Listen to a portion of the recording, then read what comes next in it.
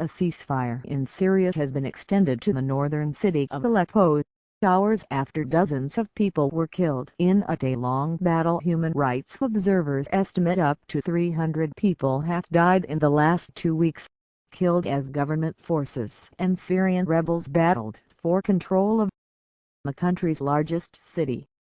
In the most recent fighting, the UK-based Syrian Observatory for Human Rights said dozens of people were killed, although the exact number is in dispute. U.S. officials said earlier on Wednesday an agreement was reached with Russia to extend Syria's fragile truce to Aleppo, despite the upsurge in violence. It is understood the agreement was reached late on Tuesday and took effect at 12:01 am on Wednesday, Damascus time. The start of the truce was followed by a decrease in violence, the officials said, acknowledging that violations persisted in some areas. An envoy for Syria Stefan de Mistura said that if the ceasefire failed, the consequences could be catastrophic, with the possibility that 400,000 people could head for the Turkish border. Germany's Foreign Minister Frank-Walter Steinmeier welcomed the new agreement and called for President Bashar Assad's government and all armed groups to respect the truce.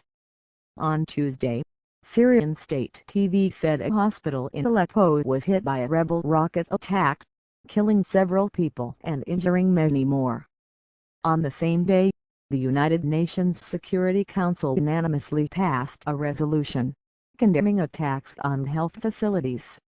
Since the beginning of the Syrian conflict, Physicians for Human Rights has documented more than 360 attacks on some 250 medical facilities, Chief Ban Ki-moon said. More than 730 medical personnel have been killed.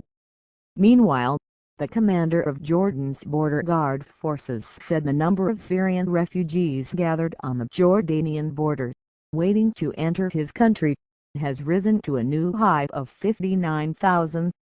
The February 27 truce between the Syrian government and rebel forces effectively collapsed, although Russia had earlier indicated it could be extended.